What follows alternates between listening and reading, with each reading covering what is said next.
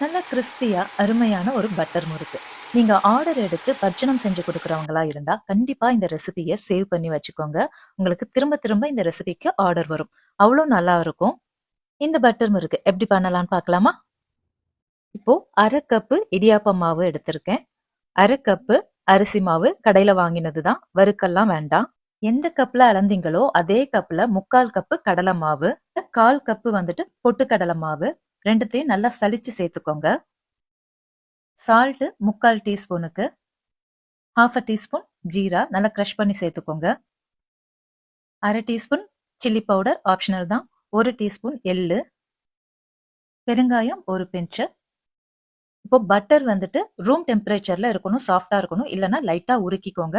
1 கப்புக்கு 1/4 table spoon butter சேர்க்கணும். இப்போ இது எல்லாத்தையும் நல்லா மிக்ஸ் பண்ணிக்கோங்க. மிக்ஸ் பண்ணிட்டு உப்பு மட்டும் கரெக்டா இருக்கான்னு பார்த்துக்கோங்க. சால்டட் பட்டர் போட்டிங்கன்னா உப்பு கொஞ்சம் கம்மியா எடுத்துக்கோங்க. இப்போ இதை இப்படி கையால பிடிச்சா கொஞ்சம் பிடிக்க வரணும். அதே டைம் உதுத்து விட்டீங்கன்னா நல்லா உதிர்ந்தும் போகணும். ஸோ அந்த ஸ்டேஜ் இருக்கணும். தண்ணி ஒரு 3/4 கப்பு எடுத்திருக்கிறேன். ஸோ உங்களுக்கு 1 ஆர் 2 டீஸ்பூன் வந்துட்டு முன்ன பின்ன போகலாம். இது ஒரு சப்பாத்தி மாவு பதத்துக்கு பிசைஞ்சுக்கோங்க. இதுல ஒரு சூடான எண்ணெய் விடணும். இப்போ இந்த அளவுக்கு சாஃப்டா இருக்கட்டும். இப்போ 1 கப்புக்கு 1 டேபிள் ஸ்பூன் எண்ணெய் எடுத்துக்கலாம்.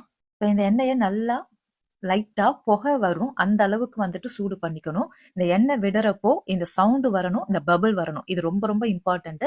இல்லைன்னா முறுக்கு வந்துட்டு ஹார்டா வரும். ஸ்பூன் வச்சு மிக்ஸ் பண்ணிட்டு அப்புறம் கையால நல்லா சாஃப்டா பிசைஞ்சுக்கலாம். இப்போ மாவு நல்லா சாஃப்டா ஆயிடுச்சு. இப்போ இந்த ஸ்டார் அச்சு எடுத்துக்கோங்க. முறுக்கு அச்சுல கொஞ்சம் நல்லா ஆயில வந்துட்டு தேய்ச்சிங்கன்னா மாவு ஒட்டாம இருக்கும்.